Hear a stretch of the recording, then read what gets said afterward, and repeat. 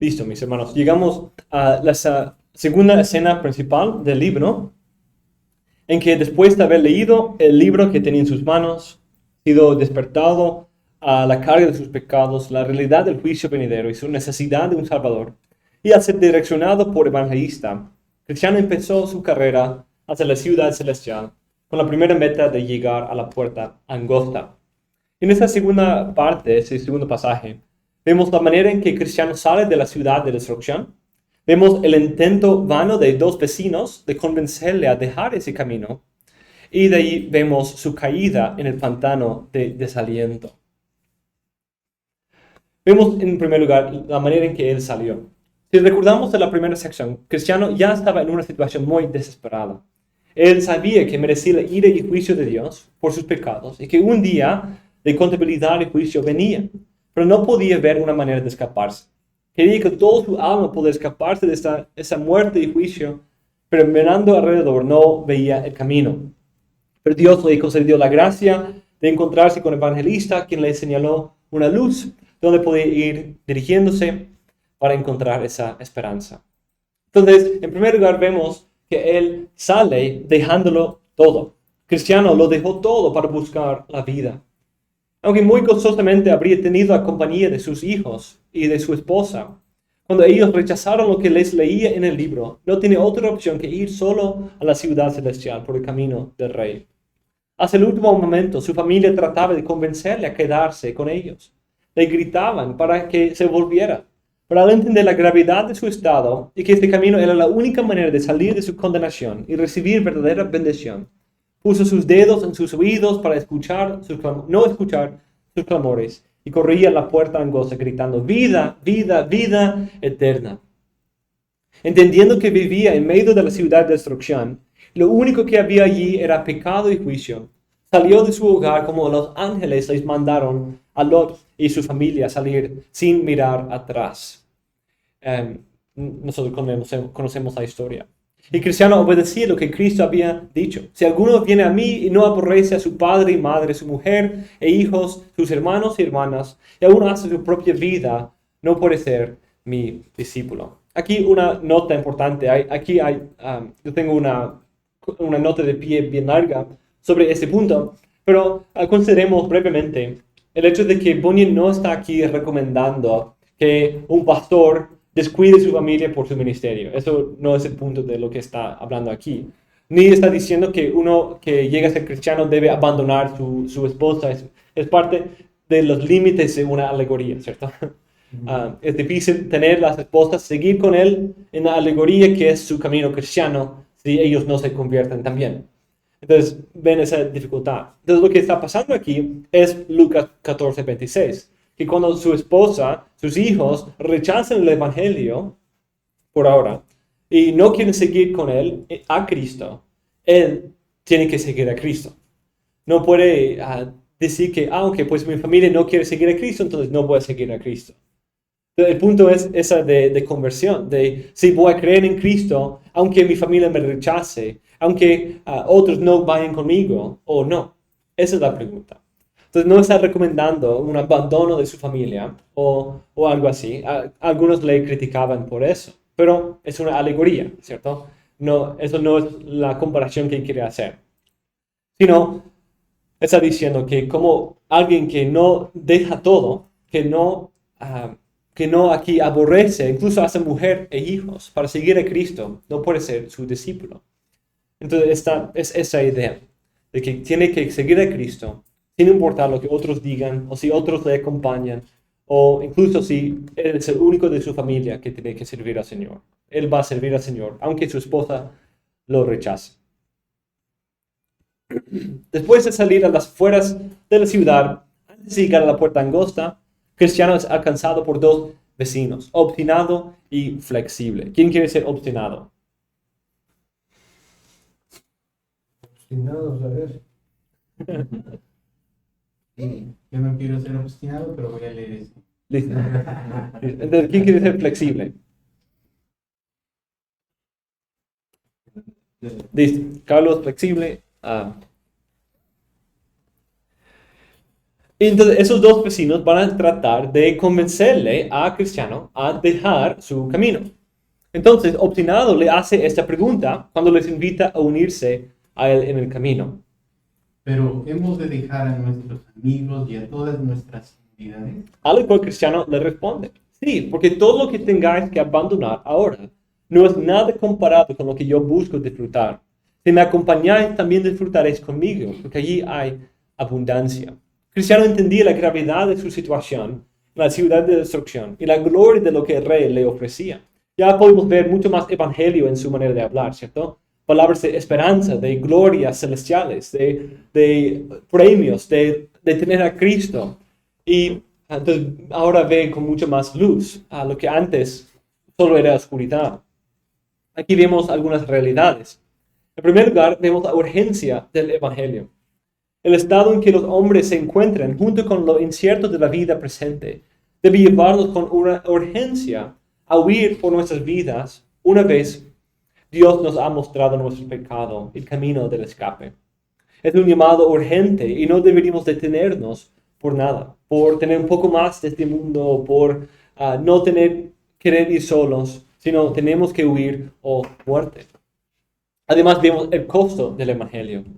El seguir a Cristo muchas veces tiene un costo alto. Como hoy en día, por creer el evangelio, muchos familiares católicos en nuestro contexto, o quizás en otras partes son los familiares musulmanes o ateos, que rechazan a esa persona que convierte al Señor, que lo marginaliza de la familia, lo saca de la familia casi, lo insulta, lo incrimina, lo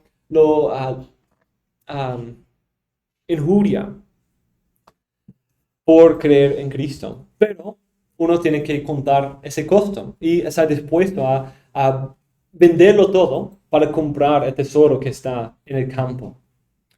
Entonces hoy, si nosotros estamos despertados a nuestra condición pecaminosa, es en un contexto de escuela dominical cuando enseñé esto, es un llamado a no vender nuestras almas por el costo de mantener una relación, seguir en un pecado o tener la aprobación de los hombres. Es fácil obtener esas cosas, pero uno no puede tener esas cosas y la salvación de su alma. Entonces, uno puede vender su alma por tener algo de gloria aquí. Pero vemos el ejemplo de Cristiano, que él lo dejaba todo para perseguir este camino. En segundo lugar, vemos al cristiano desesperado de lo que él tenía, de su estado, de que no había ninguna otra opción de esperanza en su ciudad o en sí mismo o en nadie más, sino solo siguiendo este camino. Él, entre tanto, sin detenerse y tapándose los oídos, gritaba desaforadamente, vida, vida, vida eterna. Y sin volver la vista atrás, siguió corriendo hacia la llanura. Él sabía que todo lo que le esperaba en la ciudad era juicio, destrucción y muerte. Y por eso tenía que escaparse, como el evangelista le había indicado. Una parte clave de esta desesperación era su reconocimiento del juicio venidero. Como él les comenta a Flexible y Obstinado, la ciudad en que vivís y donde yo también he nacido es la ciudad de destrucción. Me consta que así es, y que los que viven en ella más tarde o más temprano se hundirán más hondo que sepulcro en un lugar que arde con fuego y azufre. Ea pues, vecinos, ánimo y venid conmigo. Él sabía que lo único en la ciudad era destrucción y juicio. Y por eso tenía que salir, tenía que huir. Estaba comprometido con su camino. Debido a esa desesperación, la necesidad de huir y que había encontrado por fin el único camino, salió con compromiso, comprometido con este camino. Y cuando Obstinado y Flexible rechazan como locura y necedad las fantasías que él había leído en el libro, él no pudo consentir con regresar con ellos. Había decidido salir de la ciudad y ya no le quedaba vuelto atrás. Obstinado. Necedades, déjanos de este libro. ¿Quieres o no volver con nosotros? Eso nunca, nunca. He puesto ya mi mano en el arado. Ese lenguaje suena, ¿cierto? Eso es lo que el Señor Jesús dijo. Que nadie que después de poner la mano en el arado mira atrás es apto para el reino de Dios. Tristemente, conocemos a muchas personas que quizás pusieron su mano al arado una vez, para servir a Cristo, para seguir a Cristo por un tiempo, pero terminó volviendo atrás. Y es algo muy triste, pero aquí vemos ese compromiso del corazón del cristiano, diciendo, eso es el único camino. He puesto mi mano al arado, no puedo volver atrás, no puedo volver atrás. Y algo que le ayudaba con ese compromiso, le daba esperanza para seguir ese camino, fue que él tenía puesta su vista en las cosas celestiales, las cosas eternas.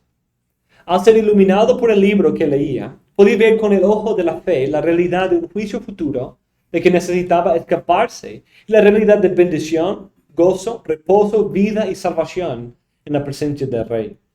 El libro les hablaba de esas cosas gloriosas, y aunque no las podía ver ni explicar completamente, había fijado su mirada en esas cosas invisibles para comprometerse de todo corazón con su camino.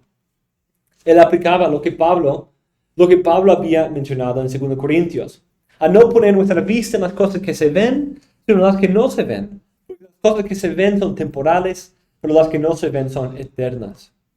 Y él tuvo aquí un reconocimiento como el del hijo pródigo, cuando en medio de su desesperación, tocando el fondo, se acordó de la bendición que hay en la casa de su padre y decidió regresar.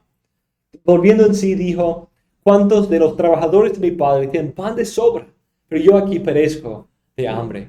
Entonces él comparaba el estado descrito de lo que los hijos del Señor un día recibirán. Y mira alrededor y dice, ¿por qué sigo aquí?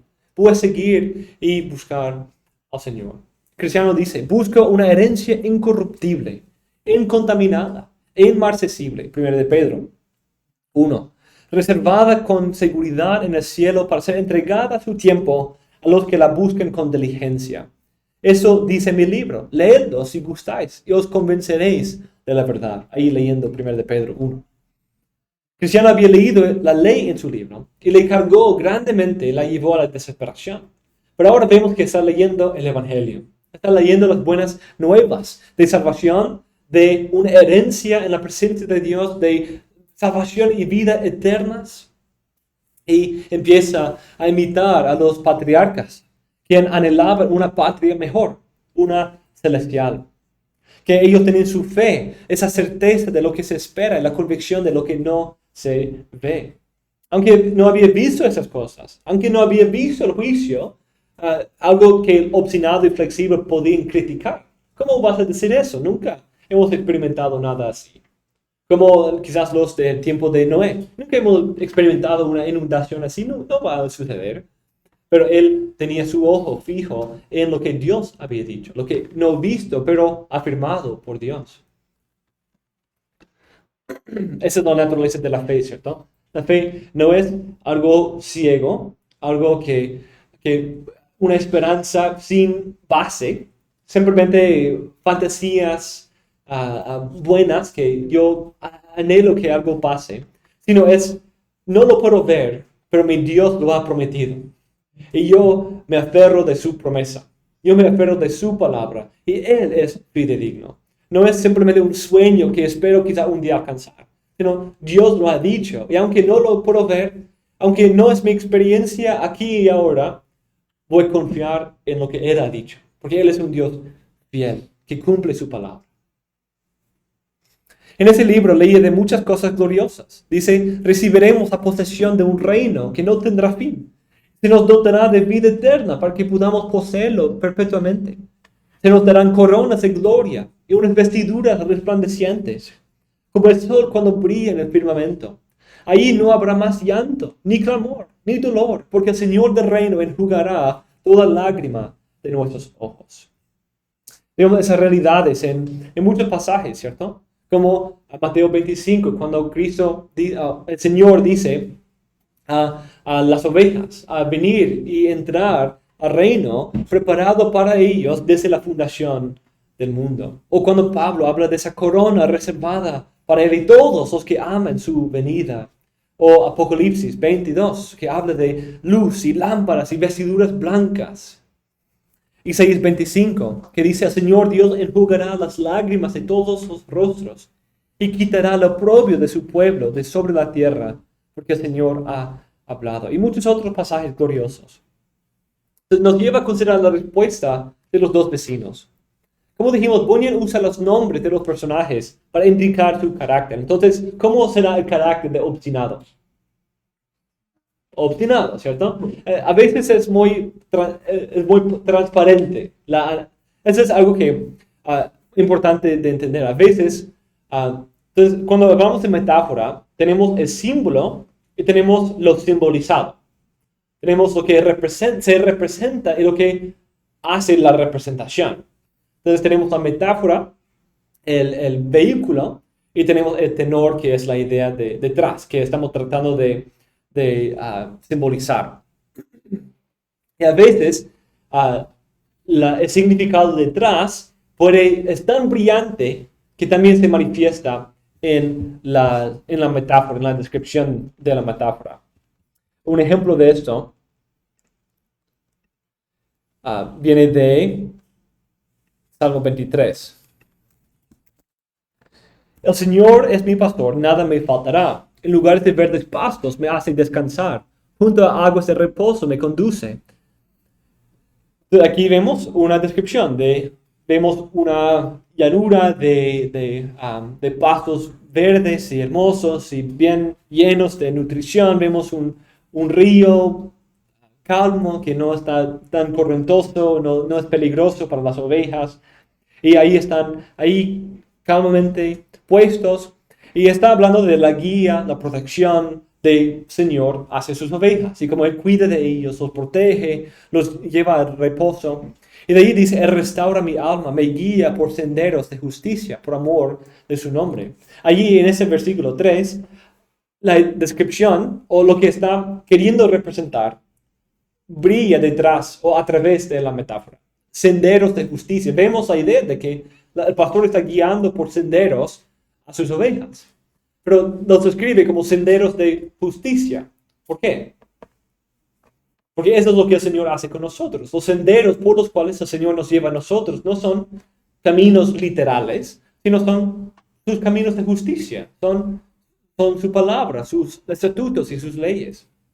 Entonces vemos como la idea de la realidad aparece un poco en lo descrito, en lo simbolizado, en la metáfora. Y aquí también. Es una persona que podría haber llamado de otro nombre, pero vemos la realidad detrás, resplandeciéndose en su nombre siendo obstinado. Y como bien dijeron, eso va a ser su carácter. Y flexible es esa clase de personas que es fácil de persuadir para bien, pero también fácil de convencer de mal también. Obstinado volvió justo por esto. Mientras el cristiano tenía sus ojos en cosas invisibles, obstinado se guiaba por la vista de sus ojos. Como la familia de cristiano no pudo ver su carga, tampoco cristiano obstinado pudo ver la realidad invisible del juicio venidero o de las glorias prometidas. Entonces estamos luchando con vista aquí. Hay la falta de vista en la esposa, la falta de vista en obstinado, pero es la fe e iluminación de la palabra que ilumina y da vista de la carga. Es las palabras del evangelista que da vista de la luz de esperanza, y es también la luz de la palabra que da vista de las cosas no vistas. Y entonces flexible decide ir con cristiano y obstinado dice, es el narrador. Estos continuaron su camino, hablando amistosamente de la necia terquedad de obstinado, que no había podido percibir el poder y los terrores de lo invisible y de la grandeza de las cosas que esperaban. Obstinado pensaba de cristiano de esa manera. Hay una clase de personas... perdón, ese es tu turno ahí. Hay una clase de personas ahí. Hay una clase de personas simples como a las cuales cuando se les mete una cosa en la cabeza, se creen más sabios que los 7 famosos de Grecia. Pero no solamente la realidad de esas cosas gloriosas que motivaba el corazón de cristiano. También vemos que entendía la bondad y gracia del Rey, quien concede esas cosas gratuitamente a todos los que quieran. Flexible hace una pregunta muy importante para considerar, porque hace un momento hemos una suposición aquí en todo esto. Él es pecador, justamente expuesto al juicio de Dios. Y el evangelista le ha señalado un camino para ir a la presencia de ese rey. Pero, ¿por qué se espera ser recibido? ¿Por qué se puede esperar que el rey le va a recibir cuando justamente el rey iba a venir en juicio sobre él? Y esa es la pregunta flexible. Pero es verdad que hemos de gozar de todas estas cosas. ¿Y qué hemos de hacer para conseguirlo? Esa es la pregunta. ¿Cómo podemos simplemente suponer que llegamos ahí y sí nos va a dar esas cosas? ¿Por qué a nosotros? ¿Y son de verdad verdaderas? Y Cristiano responde, el Señor del reino lo ha consignado en este libro. Y en suma es lo siguiente, si verdaderamente lo deseamos, Él nos lo concederá de balde. Es decir, salía con sus ojos fijados en cosas celestiales, pero lleno también del gozo y esperanza de que el bondadoso Rey dará todas esas cosas a todos los que desean, a todos los que crean. Vemos pasajes que quizás estaban en la mente de Cristiano aquí. Todos los sedientos, venid a las aguas. Y los que tenéis dinero, venid, comprar y comer. Venid, comprar vino y leche sin dinero y sin costo alguno. O Juan 7. En el último día, el gran día de la fiesta de Jesús, puesto en pie, exclamó en alta voz, diciendo, si alguno tiene sed, que venga a mí y beba. O Apocalipsis 21. También me dijo, hecho está, yo soy el alfa y el omega, el principio y el fin. Al que tiene sed, yo le daré gratuitamente de la fuente del agua de la vida.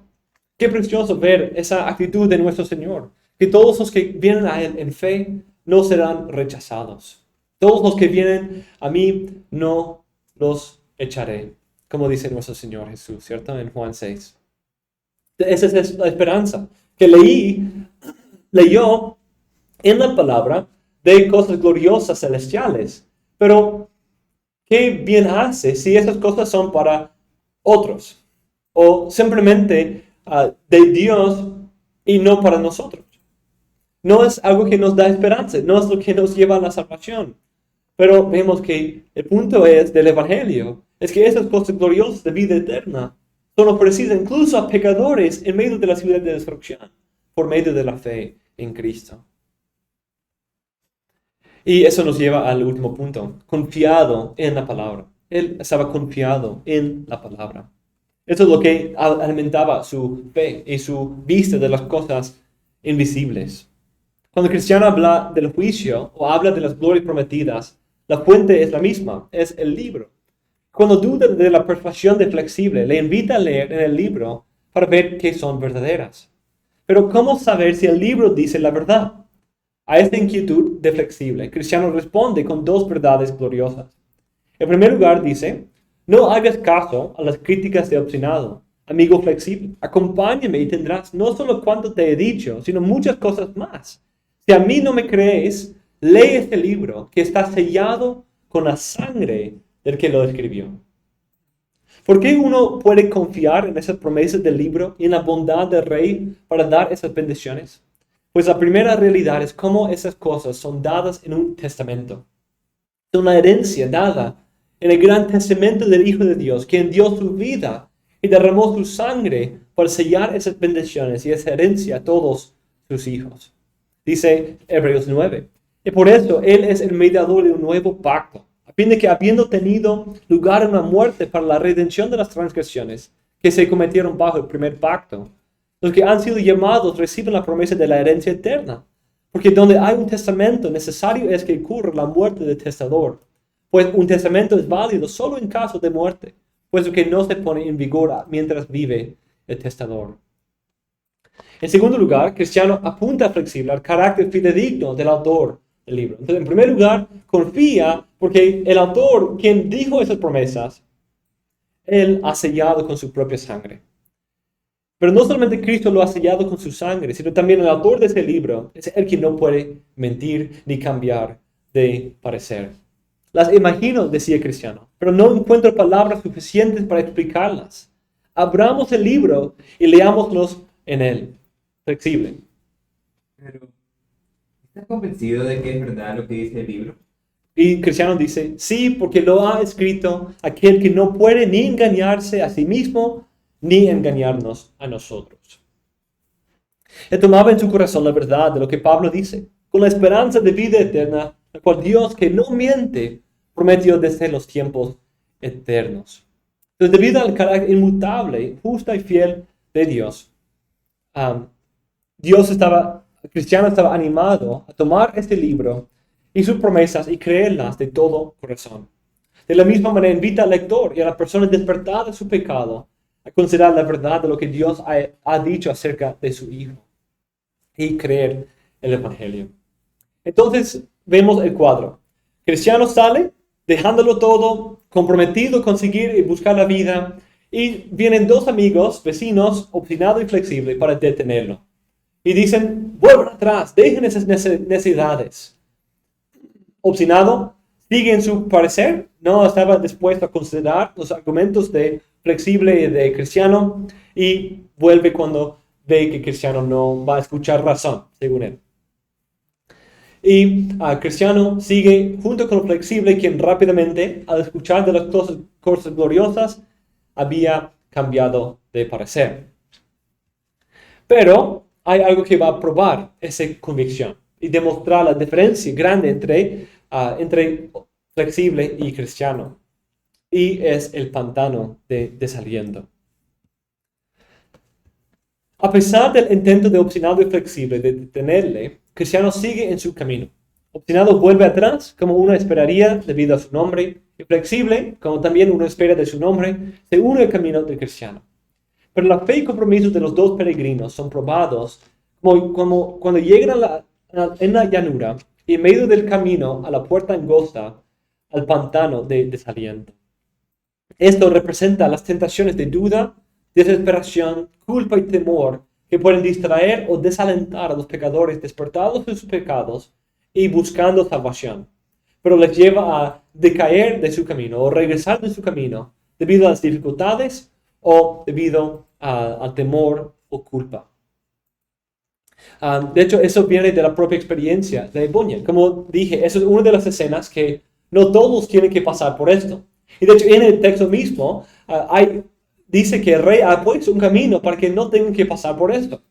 Que uno puede cruzar el pantano de desaliento sin caerse ahí. El Señor ha puesto buenas piedras para poder pasar. Pero muchos caen ahí, como también Bunyan. Dice, apenas concebí esto en mi mente, de repente esta conclusión se apoderó de mi espíritu, porque la insinuación anterior volvió a poner mis pecados delante de mi cara. Había sido un gran y grave pecador, y que ya era demasiado tarde para buscar el cielo, porque Cristo no me perdonaría, ni perdonaría mis transgresiones. Entonces me puse a pensar en esto también, y mientras pensaba en ello, y temiendo que fuera así, sentí que mi corazón se hundía en la desesperación, concluyendo que era demasiado tarde. Escuchen ese lenguaje, hundía en la desesperación. Concluyendo que era demasiado tarde, y por lo tanto resolví en mi mente que seguiría en el pecado, porque pensé, si el caso es así, mi estado es ciertamente miserable si dejo mis pecados, pero miserable si los sigo. No puedo sino ser condenado, y si debo serlo, más vale ser condenado por muchos pecados que ser condenado por pocos. Qué triste esa manera de pensar, ¿cierto? Y cuando escribe su historia, después de haber predicado y tratado con almas por algún tiempo, vio que esa táctica del enemigo de llevarlos al desaliento para poder desguardirlos de su camino a la puerta de angosta, él habla de que eso es algo que el enemigo muchas veces usa. Dice, y estoy muy seguro de que esa tentación del diablo es más habitual entre las pobres criaturas de lo que muchos saben. Incluso para invadir sus espíritus con un marco de corazón escabroso y cauterizado, el entumecimiento de la conciencia que marco, él suple astutamente y con tal desesperación, que aunque no hay mucha culpa en el alma, sin embargo tienen continuamente una conclusión secreta dentro de ellos, y no hay esperanza para ellos, porque han amado los pecados. Por lo tanto, tras ellos irán. Debido a esta convicción y la realidad de su propia experiencia, y habiendo visto lo mismo en la vida de muchos otros, Bunyan desea ilustrar esta realidad en el camino del pecador hacia Cristo en la vida de cristiano. Entonces van y se caen en ese fango del pantano de desaliento. Y vemos una gran diferencia entre cristiano y flexible. Uno se convierte muy rápidamente y empieza a seguir el camino, el otro con duras penas, ¿cierto? Aunque flexible, fui fácilmente convencido a ir con cristiano y nos regocijamos con eso por el momento. Y él escuchaba de las cosas gloriosas y las promesas. Y él pensaba que esas cosas eran mejores de lo que él tenía. Pero había una gran diferencia. Aunque pensaba entender la gloria, no entendió la gravedad de lo que estaba dejando. Él escuchó el evangelio, pero no escuchó la ley. Tenía una mirada puesta como cristiano en las cosas futuras, pero no tenía la misma carga, la misma desesperación de su vida anterior. Flexible no tenía la misma carga que el cristiano, porque no había luchado en primer lugar con la ley como había hecho cristiano. Ay de mí, dice cristiano, no puedo ir tan deprisa como quisiera, porque esta carga que me abruma. Entonces están caminando antes de llegar al fango, y flexible va corriendo, vamos a ver las cosas gloriosas. Y ahí está cristiano cargando ese peso en su espalda. Y de ahí cuando caen en el fango, el narrador dice, los vi revolcarse en su fango, llenándose de inmundicia, y a cristiano por su parte hundirse en el cieno a causa de su pesada carga. Entonces, los dos están luchando, pero cristiano está siendo llevado hacia el fondo debido a su carga, mientras flexible puede salir bastante fácil. Por lo tanto, al caer en ese fango del pantano de desaliento, la carga del cristiano le hacía hundir más. Por la falta de una carga le permitió al flexible salir más fácilmente, pero ahora con las ganas de regresar a su comodidad anterior. La carga que sentía llevó a cristiano a volcarse, a luchar en medio del pantano, pero siempre hacia la puerta. Él está luchando, pero siempre siguiendo su camino hacia la puerta. Pero al ver lo difícil de este pantano, flexible se dio la vuelta y él luchaba para salir, pero hacia la dirección de su casa. A veces el escenario y las direcciones y cosas así simbolizan cosas en las historias. Flexible dice, Es esta, propuso muy enojado, la dicha que hace un momento me elogiabas tanto. Si tan mal la pasamos al principio de nuestro viaje, ¿qué nos podemos esperar antes de concluirlo? Salga yo bien de esta, y podrás gozar tú solo de esta plena posesión de este país tan magnífico. y haciendo un supremo esfuerzo de 2 o 3 saltos, se puso en la orilla que estaba más inmediata a su casa. Se marchó y cristiano no lo volvió a ver más. Este, por su parte, seguía revolcándose en el fango, cayendo unas veces y levantándose, y volviendo a caer, pero siempre adelantando alguna dirección contraria a la de su casa, aproximándose a la puerta angosta. Pero la pesada carga que llevaba sobre sí le impedía mucho. Flexible es un ejemplo de cuando la semilla es sembrada sobre las pedregales. Aquel en quien se sembró la semilla en pedregales, este es el que oye la palabra y enseguida la recibe con gozo, pero no tiene raíz profunda en sí mismo, sino que solo es temporal. Y cuando por causa de la palabra viene la aflicción o la persecución, enseguida tropieza y cae. Entonces, ¿qué es lo que llena este fango? ¿De qué se hace? ¿De qué se compone? El hombre auxilio luego lo describe de esa manera.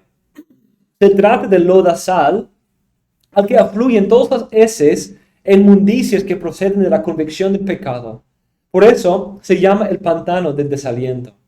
Cuando el pecador despierta la comprensión de sus culpas y de su estado de perdición, surgen en sus almas dudas, temores, aprensiones desconsoladoras que se juntan y se estancan en ese lugar. ¿Entiendes ya por qué es un sitio tan malo e imposible de componer? El enemigo es el que produjo ese pantano, según el narrador y auxilio. No fue algo establecido por Dios, sino es un obstáculo puesto en el camino por el enemigo para hacer volver atrás a los peregrinos y matar los inicios de la obra de la gracia en sus vidas. Ese pantano es el producto del fango de las dudas, temores, aprensiones desconsoladoras que vienen con la convicción del pecado. Como vimos en Cristiano al principio, ese despertado a su estado de pecado sin el evangelio produjo mucha angustia y temor y desesperación. Y lo pensaba imposible ver un camino donde huir. Simplemente pensaba, voy a morir y no hay nada más que por hacer. O quizás la grandeza de sus pecados le desanimaba de poder alcanzar la salvación, porque ya era demasiado tarde, o ya había pecado demasiado, y ya no había espacio para un pecador más. Ese pantano es parecido a lo que vemos en el primer pecado. Cuando Adán y Eva prueban el pecado por la primera vez, se llenan con vergüenza que les lleva a esconderse de Dios y tratar de cubrir su vergüenza con las hojas de higuera. De una manera parecida, el pantano de desaliento lleva a los pecadores que ven su pecado y el juicio a desesperarse, a querer huir de Dios en vez de su pecado y a considerar que ya es demasiado tarde para ver algún remedio. Dice que lleva a uno a dudar, a temer y a considerar que ya no hay esperanza. La única opción es simplemente morir en sus pecados o, como dijo Bunyan, entregarse bien a todos sus pecados. A Spurgeon, a él le encantó esa imagen. Y dijo, Bunyan colocó muy sabiamente el pantano de desaliento al comienzo mismo del viaje espiritual.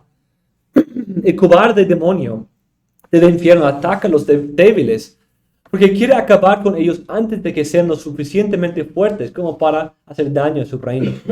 Como el faraón quiere destruir a los pequeños, busca si es posible arrancarles toda esperanza cómoda para que su fe temblorosa perezca por completo. El enemigo entiende que lo que lleva a un peregrino a ese punto son las primeras emociones de la fe o quizás una fe débil. Y espera con este pantano poder acabar con esa fe antes de que florezca por completo.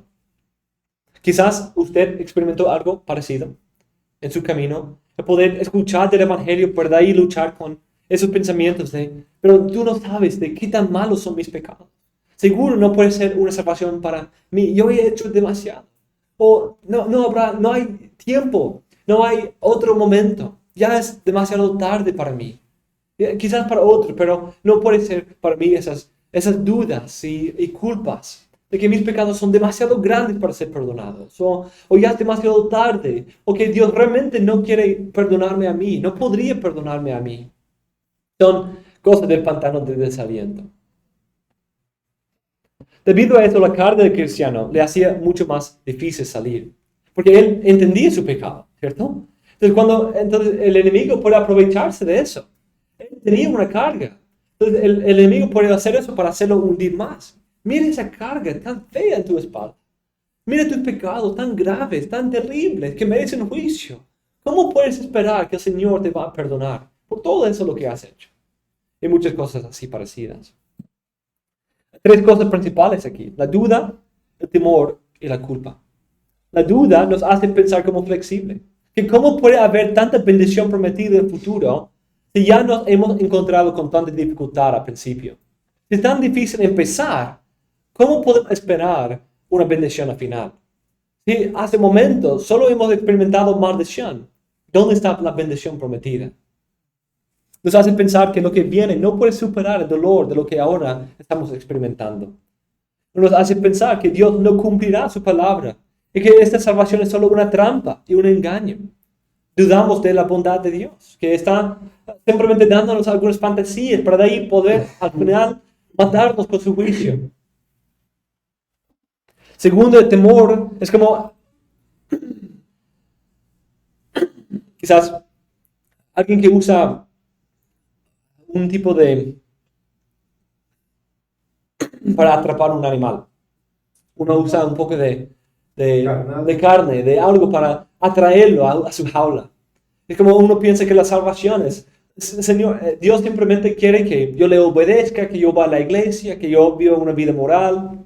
Usa esas promesas de recompensas, de bendición, de vida eterna, para atraerme a esa jaula, para encerrarme y esclavizarme a esas leyes y morales. Y de ahí simplemente me mata de juicio al final. Duda de la bondad del Señor. Segundo, el temor nos hace pensar que ya no habrá tiempo, que ya es demasiado tarde para arrepentirnos, o que no queda lugar para la salvación. La culpa nos hace pensar que por la gravedad de nuestros pecados no habrá la posibilidad de perdón completo y tendremos que ser juzgados, que nuestros pecados son demasiado grandes. Un Dios tan santo como el de la Biblia no puede recibir a personas que han hecho cosas como lo que yo he hecho. Esos pensamientos comunes de los que han escuchado el llamado del Evangelio. Pero ese fango no tiene que acabar con la fe.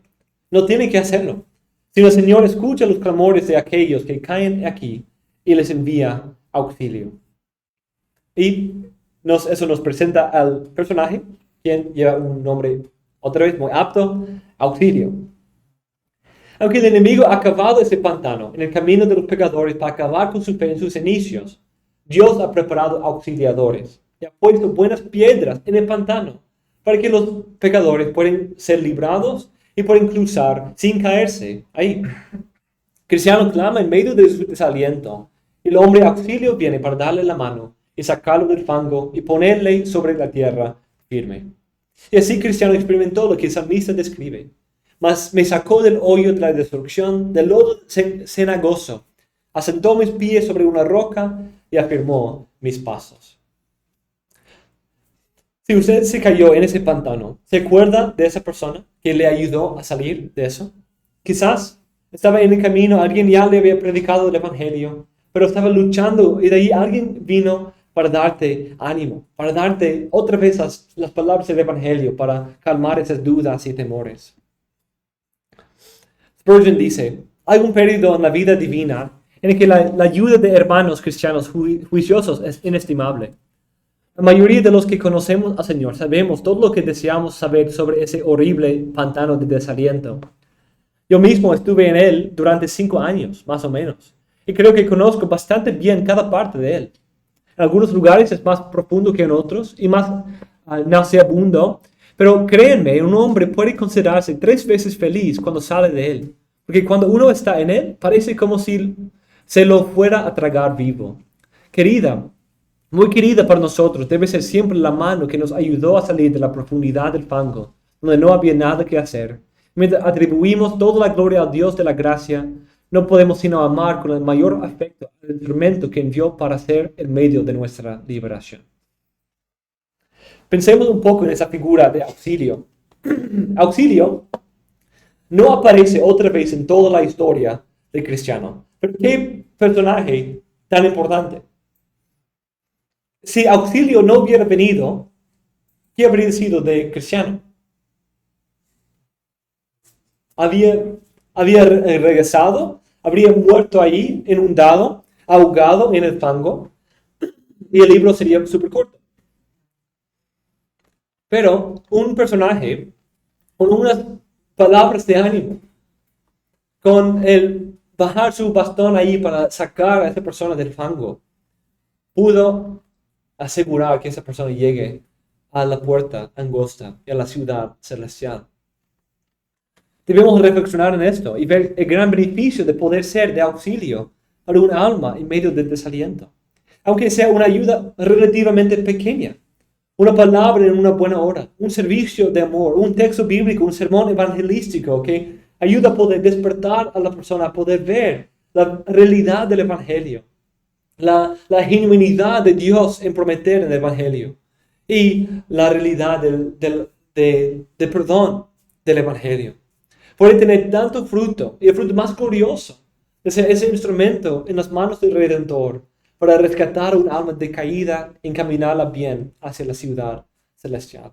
Aunque no aparezcamos más en la vida de esa persona, aunque no seamos más en su historia, pero quizás podemos tener ese rol tan clave que una conversación corta, quizás puede ser la única vez que nos encontramos con esa persona, pero puede ser esas palabras que despiertan a esa persona a la verdad del Evangelio y lo saca de ese desaliento y de ese revocarse en sus dudas y culpas y poder ver que realmente hay perdón para mí si yo aferro de Cristo. Realmente hay salvación si solo creo el Evangelio. Sí, puede ser para mí también. Y qué glorioso sería esa contribución, ¿cierto?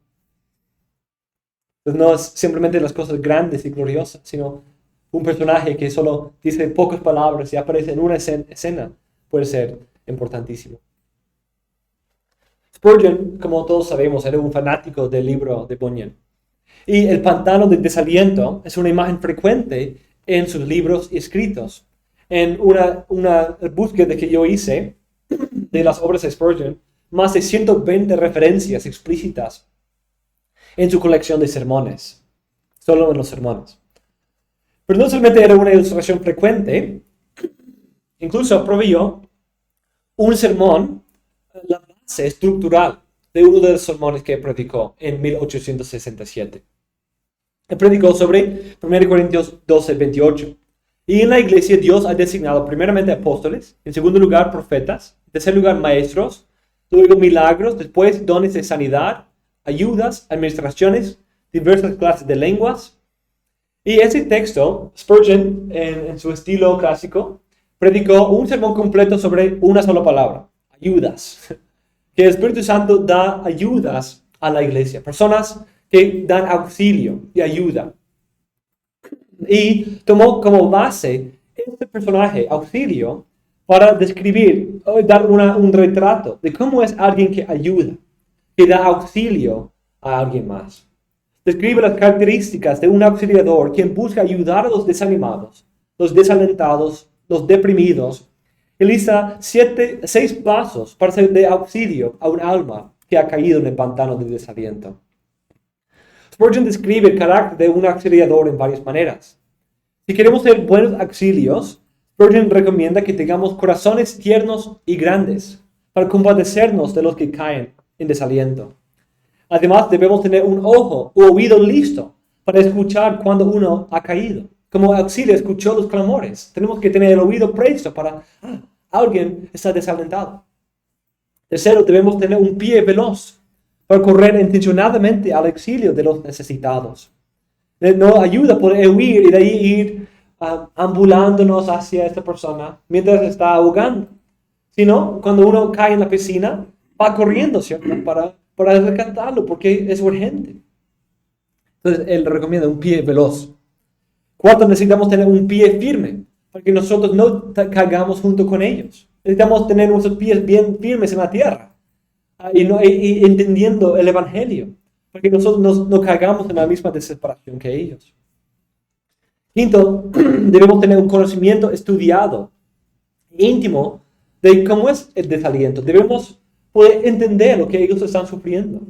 Poder quizás haber experimentado, o por lo menos tener un corazón abierto a escuchar a las personas en su desaliento. Como Spurgeon dijo, él pasó 5 años en ese pantano y iba explorando todos los rincones de ello. Entonces él pudo usar esa experiencia para poder dar ánimo a otros. Sexto, dice, debemos tener una espalda agachada, una humildad con la cual podemos entrar en la situación difícil de la persona y no demandar que suban a nosotros primero. Qué descripciones tan útiles. Corazones tiernos y grandes, ojo y oído listos, pie veloz, pie firme, conocimiento estudiado y una espalda agachada. Son las características de un buen auxilio. Pero habiéndolo descrito, da 6 pasos para ayudar. Y vamos a leer esto, es de su sermón, pero voy a pedir que me ayuden. Primero, dice que deben conocer su historia. Entonces, hermano Oscar, si puedes leer ahí la cita de Spurgeon. Después de una pequeña experiencia que he tenido en ayudar a otros, recomendaría un curso particular al principio. Cuando te encuentres con alguien que esté desesperado y piense que no puede salvarse, haz que exponga su caso. Eso debería ser siempre lo primero. Cuando Auxilio se dirigió a Cristiano, no le tendió la mano de inmediato, sino que le dijo, ¿qué haces aquí? ¿Cómo has llegado hasta aquí? A los hombres les hace bien exponer su caso espiritual a los demás. Entonces aquí Spurgeon está diciendo, escucha su historia, escucha. Estar interesado en su historia, en lo que él está realmente sufriendo, escucha. De ahí, en segundo lugar, dice que debemos entrar en esa lucha con la persona. Además de esto, entra en su caso en la medida en que sea posible. Esto puede parecerles una dirección sin importancia, pero créanme, serán capaces de dar muy poca ayuda si es que le dan, y si no la siguen. La simpatía tiene mucho que ver con nuestra capacidad de consolar. Si no pueden entrar en su angustia, difícilmente podrán sacarla de ella. Traten de abatirse para llorar con los que lloran, así como para alegrarse con los que se alegran. No os burléis de una dificultad porque os parezca pequeña. Recordar que pueden ser muy grande para la persona que está atribulada por ella. No empieces a regañar y a decirle al joven que no debería sentir lo que siente, o estar tan angustiado angustiado como lo está. Así como Dios pone sus brazos eternos debajo de ti, tú debes poner los brazos extendidos de una simpatía debajo de tus hermanos más jóvenes y débiles para levantarlos. Si veis a un hermano en el fango, poned vuestros brazos justo debajo del barro para que por la gracia de Dios podáis levantarlo corporalmente de él. Qué buen consejo, ¿cierto? Y ¿quién es el mejor ejemplo de este tipo de actitud? Jesús. Ese es el ministerio de encarnación, ¿cierto? De venir, encarnarse y llamarse un varón de dolores. Y así fue nuestro Señor. Él entró al fango con nosotros. Él entró a nuestras angustias, a nuestros dolores, a nuestras aflicciones, a nuestras tentaciones, para poder compadecerse de nosotros y ser un buen sumo sacerdote. Y aquí eso es lo que Spurgeon también recomienda. Que muchas veces estamos contentos con alegrarnos con los que se alegran, pero rara vez lloramos con los que lloran. Pero para ser buenos auxiliadores necesitamos hacer los dos. Para poder gozarnos con los que gozan, tenemos que primero entrar al llanto de los que lloran. Paso una consulta. Yo lo vería al revés, porque a veces es muy fácil llorar con los que lloran, pero a veces es difícil reír con los que ríen, porque a veces ver que un hermano no está prosperando, Sí. que tal, que compró un auto nuevo, una casa nueva, entonces uno como que Envidia, ¿verdad? No dice, ¿qué será? No lo tengo yo. Con el que llora, no, hermano, sigue, vamos a estar orando por ti. Pero cuando vemos que el otro está prosperando, de pronto aún un celo ministerial, ¿verdad? Le estuvieron, ¿verdad? Que él sea ya un diácono y a mí nada, sí. ¿verdad? Entonces, eso yo lo digo así. Sí, eso también es un gran problema. Ese tipo de envidia. A veces hay las personas que no hacen ni uno ni el otro. En nuestra experiencia, en las angustias que nosotros hemos tenido, hemos sufrido mucho de la falta de cristianos de llorar con los que lloran. Por ejemplo, gracias. Nosotros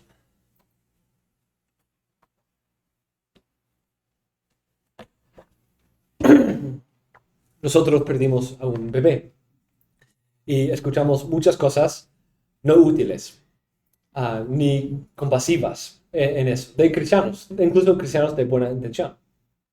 Y como cosas así. Pues parece que es una señal que no deben tener más hijos. O una semana después decir, ya es tiempo que dejen de llorar por eso.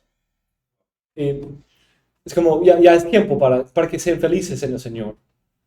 Entonces, muchos cristianos vayan en eso. Entonces, eso ha sido nuestra experiencia. Pero también hemos visto lo otro. Ese también es un gran peligro, que somos miserables en lo nuestro, que envidiamos las bendiciones de otros.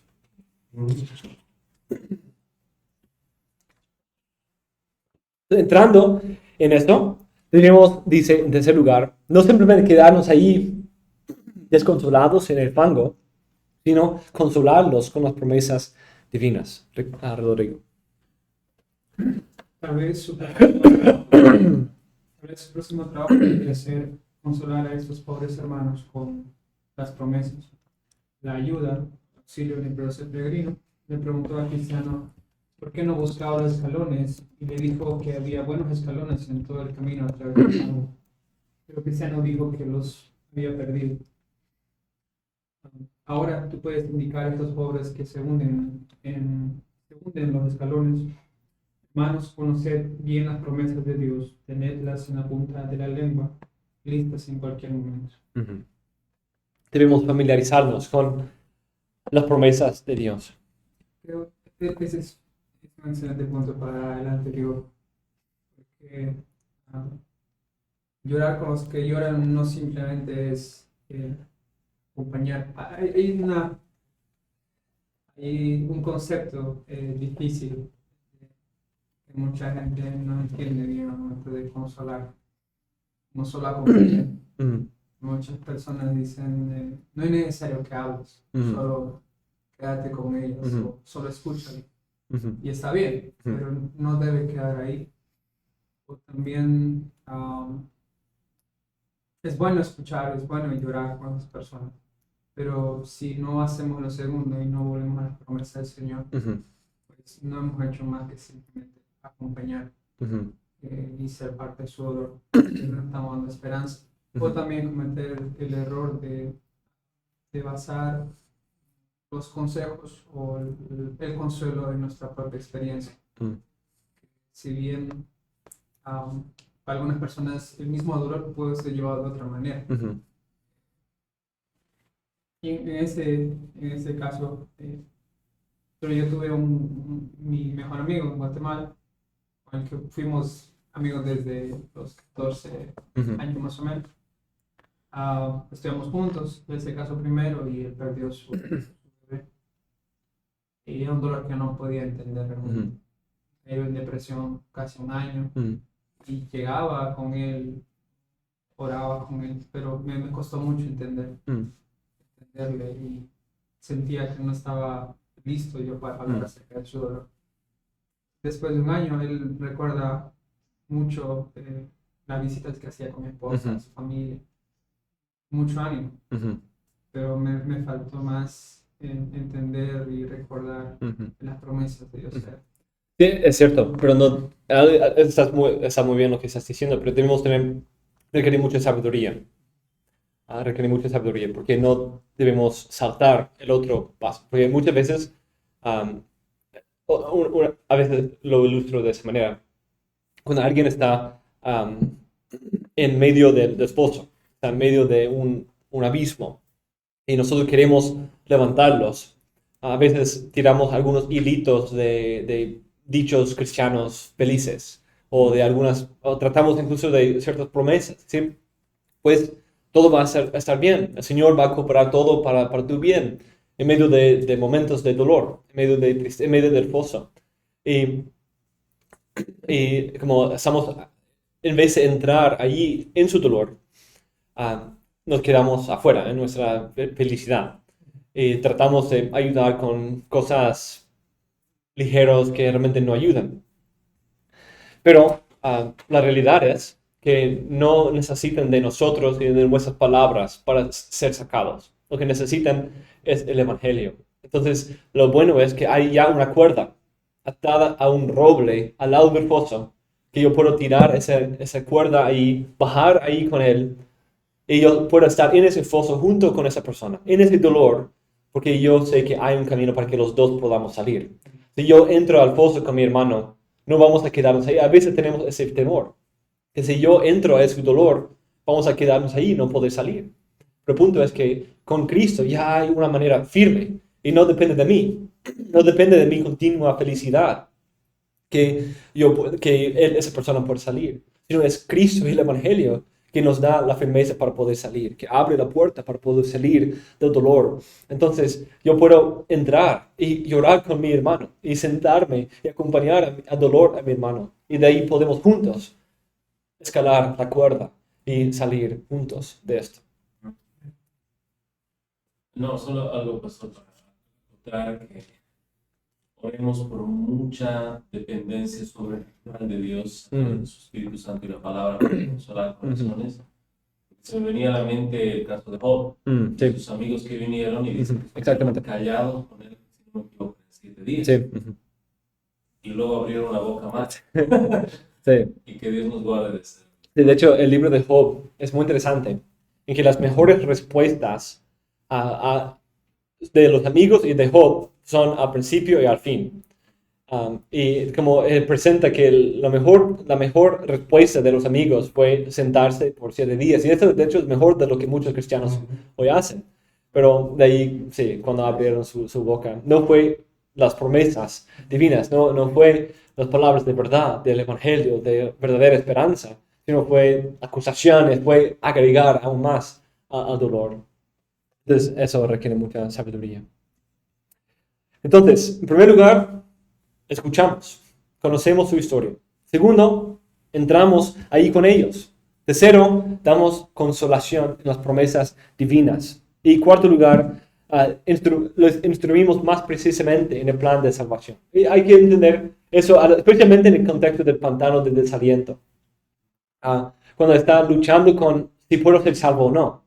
Ahí es esencial enseñar más precisamente cómo es que uno se salva. Que no es por cumplir con cierta medida o no pecar. Ok, tú pecaste 100 veces, eso es demasiado. 99 está bien. Como ayudar a entender que así no funciona. Sino es aferrarte de Cristo y hay perdón completo. Entonces, explicando esas cosas. Entonces, Carlos.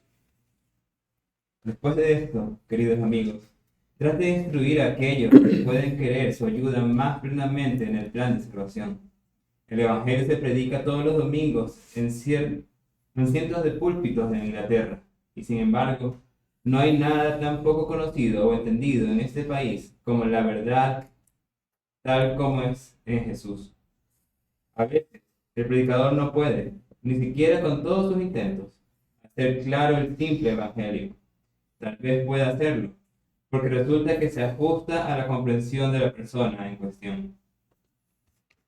Entonces, eso es parte también de eso, de conocer a la persona. De ahí, al familiarizarnos, es así, el Evangelio es un gabinete de medicinas. No es como simplemente un remedio, que es un remedio para todos, sino es un gabinete unido, pero el Evangelio es muy diverso, ¿cierto? Es multiforme. Tiene consuelo para enfermedad, tiene consuelo para la lucha con la culpa del pecado, tiene consuelo para la pérdida de amigos, tiene consuelo para toda clase de dolor, porque Cristo es un Salvador completo. Pero requiere sabiduría en conocer la persona y poder conocer bien el Evangelio, para poder decir, ok, mira, voy a ir al gabinete y sacar, ok, justo para lo que tú tienes, aquí es la medicina. Es todo, viene del Evangelio, pero ok, es esas verdades, esas promesas, ese aspecto de la obra de Cristo, que realmente es lo que va a ayudar aquí. Entonces, puede hacerlo porque resulta que se ajusta a la comprensión de la persona en cuestión. Entonces, debe entender la persona, tanto en su contexto teológico o académico o intelectual, para poder hablar a su corazón. Y también conocer su situación, para poder explicar, aclarar las dudas precisas, poder ayudar con la verdad precisa, para ayudar a la persona en medio de su dolor. Y en quinto lugar, debe contarles su propia historia, su propia experiencia. Hay cierto valor en eso, de poder... debemos tener cuidado en decir, yo entiendo lo que como...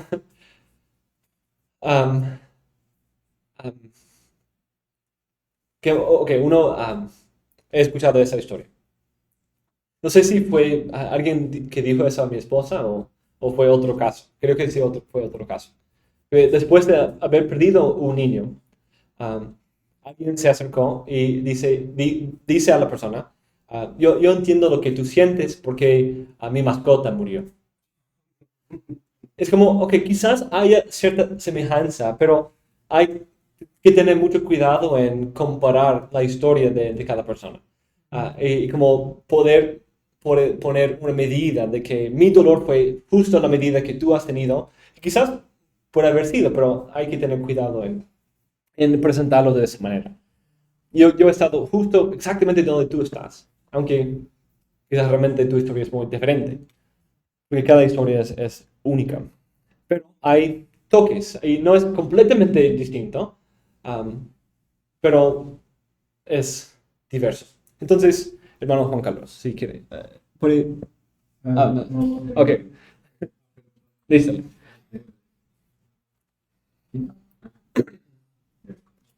Te recomiendo.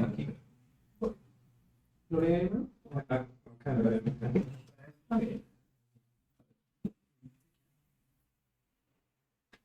Bien, dice. Te recomiendo que cuentes a la conciencia atribulada tu propia experiencia. Muchos han podido salir del pantano de desaliento de esta manera. ¿Qué? Dice el joven. ¿Alguna vez te sentiste como yo? Debo decir que a menudo me he divertido mucho cuando he estado hablando con jóvenes preguntones, al ver que abrían los ojos con asombro, pensar que yo había sentido alguna vez lo que ellos sentían, mientras que yo habría abierto los míos con mucho mayor asombro si no lo hubiera hecho. A veces sentamos y contamos a nuestros pacientes todos sus síntomas y entonces ellos piensan que debemos haber leído sus corazones, mientras que el hecho es que nuestros corazones son como los suyos y al leernos a nosotros mismos, los leemos a ellos.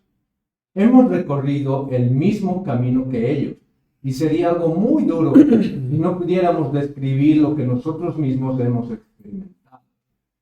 Incluso los cristianos avanzados encuentran un gran consuelo en leer y escuchar la experiencia de otros, si es que se parece a la suya. Y para los jóvenes es realmente un medio de gracia muy bendito escuchar a otros contar lo que han pasado antes que ellos. Sí, entonces es la realidad de que sí, cada historia es distinta, entonces debemos empezar por escuchar.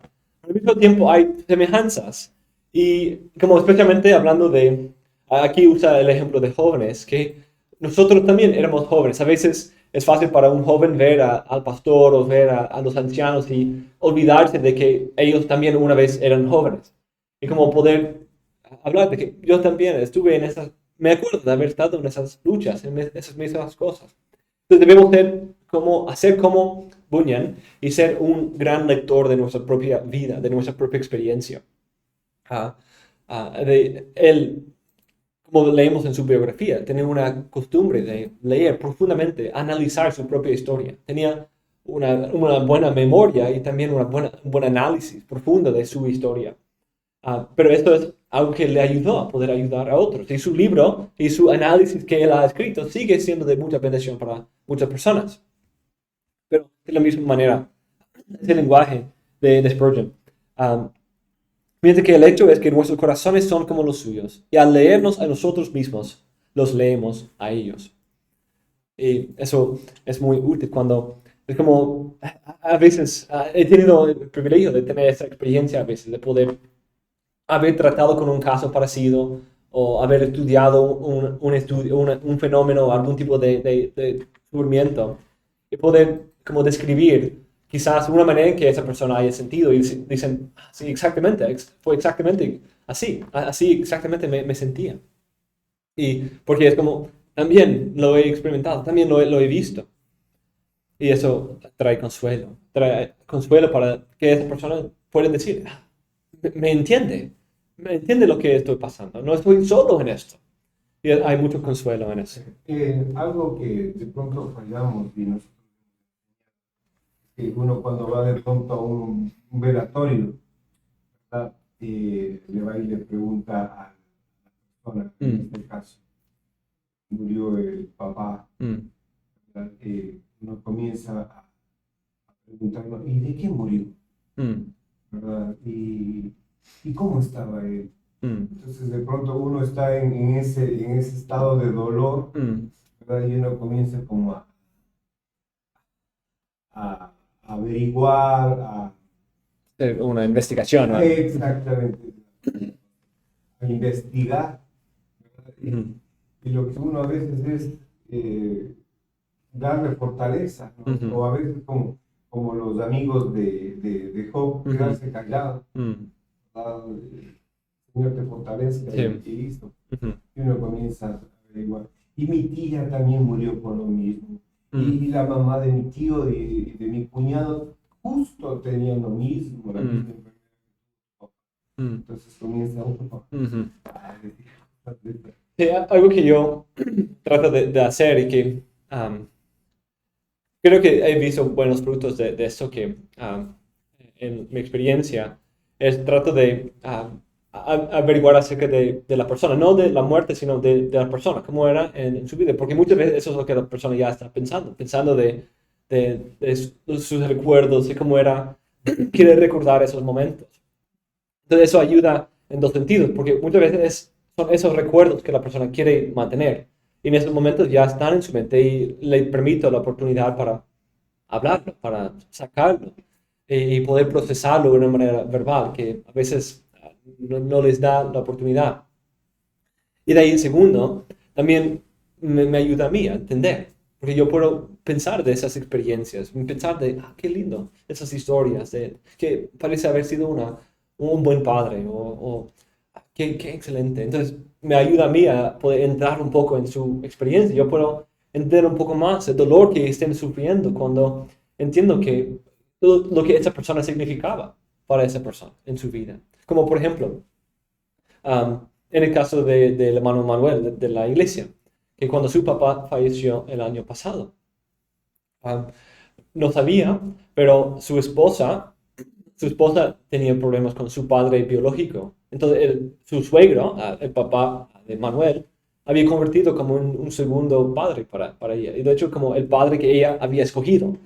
Entonces, uno como piensa en ese contexto que seguro va a ser Manuel el más dolorido. Y probablemente sí fue.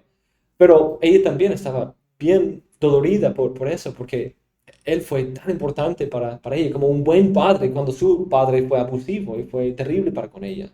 Entonces, eso, ella me contaba esa historia. De hecho, ni tenía que preguntar. Simplemente ella me empezaba a comentar todo eso. Y fue muy lindo poder, sí veo, por entender la gran tristeza de perder a esa persona, porque qué importante era para ti, para tu vida, para ser alguien, para ser como un segundo padre, el verdadero padre que nunca tenías en tu juventud.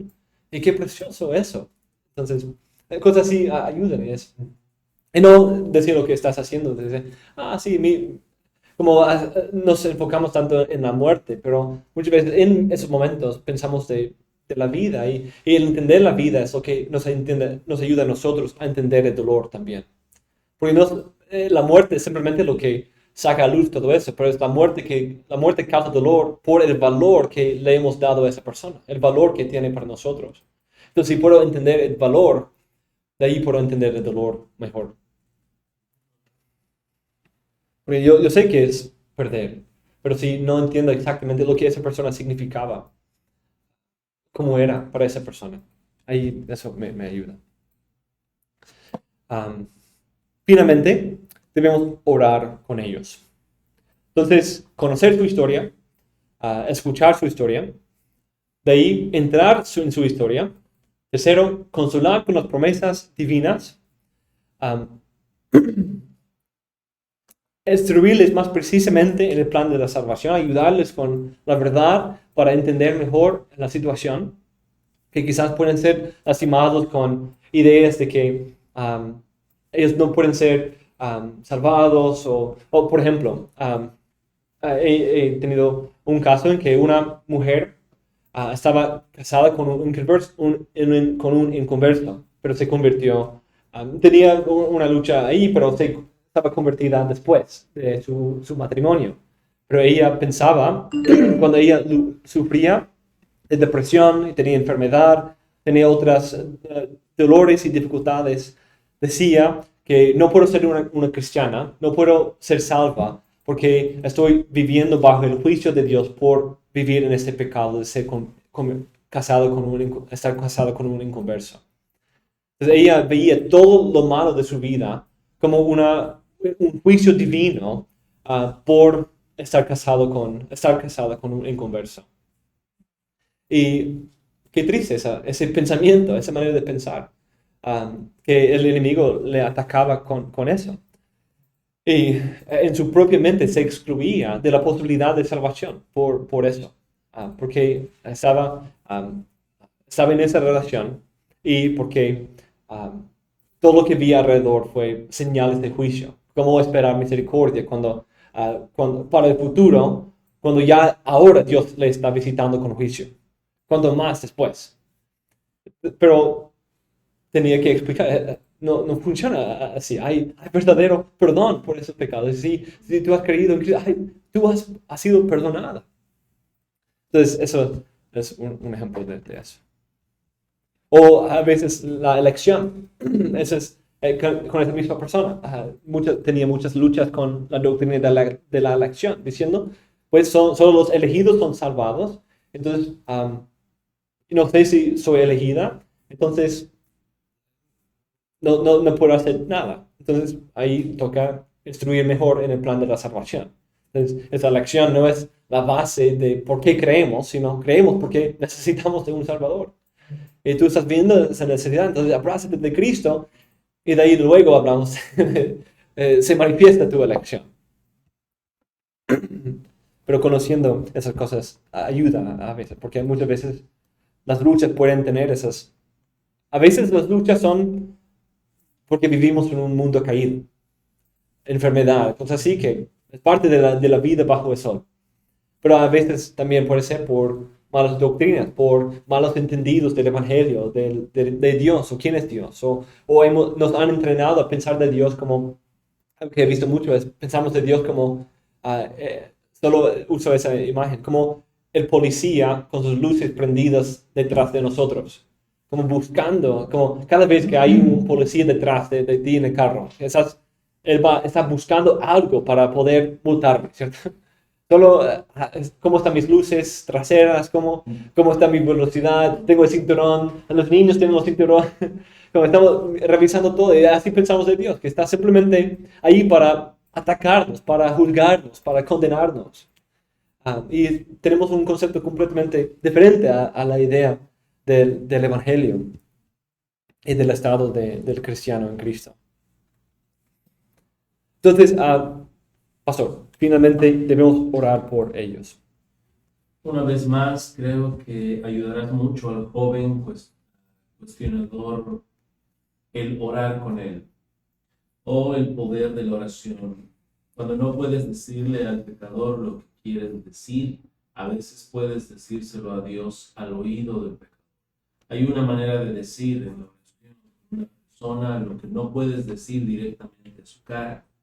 Y es bueno a veces, cuando se ora con otro, exponer el caso muy clara y seriamente, algo de esta manera. Señor, tú sabes que esta pobre joven ahora presente está muy turbada, pero es su propia culpa. No quiere creer en tu amor porque dice que no hay pruebas de él. Tú se lo has mostrado en el don de tu querido hijo, pero ella persistirá en querer ver algo propio en lo que pueda apoyarse, algunos de los marcos, sus sentimientos. Se le ha dicho muchas veces que toda su ayuda está en Cristo y no en absoluto en ella misma, y sin embargo seguirá buscando fuego en medio del agua, vida en las tumbas de la muerte. Abre sus ojos, Señor, vuelve su rostro en la dirección correcta y llévala a mirar a Cristo y no a sí misma. Muy bien, entonces buenos pasos útiles de parte de Spurgeon para que nosotros también seamos como auxilio. La realidad es que hay muchos que caen en el pantano del desaliento. Muchos cristianos tienen que pasar primero por el pantano antes de llegar a Cristo. Y hay otros que caen allí y vuelven atrás. Pero hay algunos como Cristiano y sus hijos en la parte 2 del Progreso del Peregrino que no caen en ese pantano. Cuando Bunyan describe la caída del cristiano en el pantano del desaliento, no está describiendo un paso necesario para la salvación, sino una realidad común en que caen muchos cristianos. Por lo tanto, Spurgeon diría, no esperes caerte en el pantano de desaliento antes de venir a Cristo. Ven ahora y pasar el pantano. No es necesario que caigas ahí.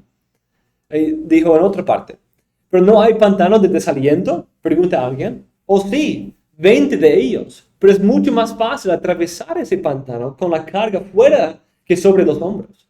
Lo mejor que puedes hacer es ir primero a Cristo, porque entonces podrás ir mejor a donde tengas que ir. En cuanto a mí, preferiría evitar el pantano de desaliento por completo si pudiera, y mantener mi mirada siempre en la cruz, porque Cristo crucificado es la única esperanza de los pecadores. Algunos parece que pues el ver a otros sufriendo con luchas internas y angustia en su alma, de si puedo ser creyente o no, otros viendo la historia de Cristiano y decir, pues él cayó primero en el pantano de desaliento, entonces no he sufrido eso, entonces quizás no soy cristiano. Pero dice, está bien, evítalo si puedes, no lo vayas buscando, está bien pasarlo, porque Cristo ha puesto buenas piedras para poder cruzarlo. Crúzalo sin caer ahí. Y al ver ese cuadro, el narrador responde con asombro de por qué el rey dejaría ese pantano en el camino de los peregrinos, que era tan malo que Flexible volvió atrás. Se acerca a Auxilio para hacer una pregunta. ¿Por qué, siendo ese el camino directo entre la ciudad de destrucción y esa portezuela, no se manda arreglar ese sitio en bien de los pobres viajeros? Es imposible, me respondió. Se trata del lodazal al que afluyen todas esas inmundicias que proceden de la convicción del pecado. Por eso se llama el pantano del desaliento. Cuando el pecador despierta la convicción de sus culpas y de su estado de perdición, surgen en sus almas dudas, temores, aprensiones desconsoladoras que se juntan y se estancan en este lugar. ¿Entiendes ya por qué es un sitio tan malo e imposible de componer? No era seguramente la voluntad del rey que quedase tan malo. Sus obreros han estado por espacio de muchos siglos y bajo la dirección de los ingenieros peritos de la majestad, haciendo cuanto estaba en su poder para arreglarlo. ¿Cuántos miles de carros y cuántos millones de enseñantes saludables no se han hecho venir aquí de todas partes y de todos los dominios de los peritos de la majestad? Y a pesar de los inteligentes, dicen que estos son los mejores materiales para componerlo. Ni se ha podido lograr hasta hoy, ni se logrará en adelante. El pantano subsiste y subsistirá.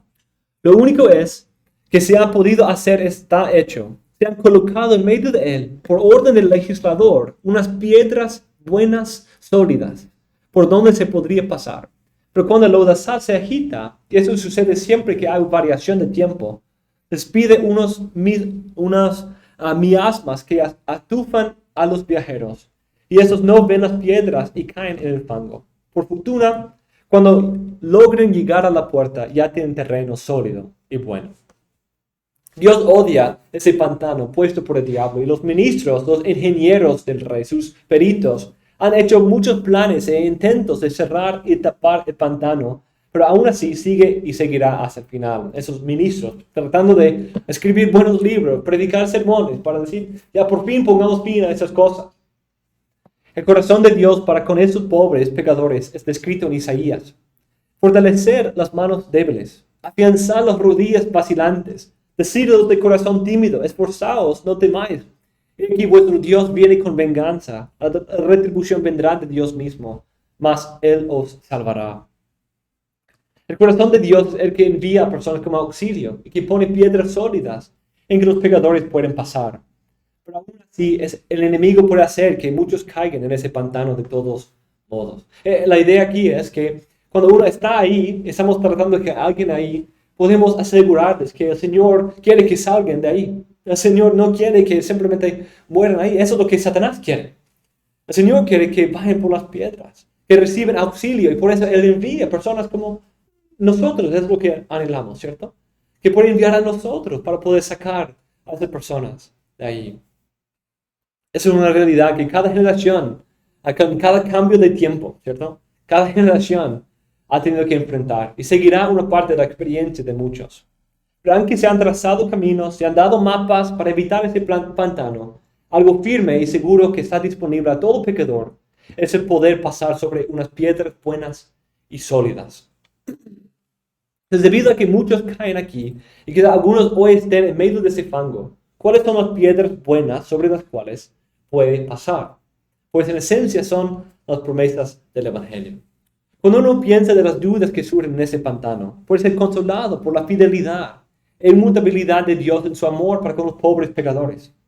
Dios no abandona a los pecadores una vez despertados de su estado. Incluso esto es la obra de su gracia.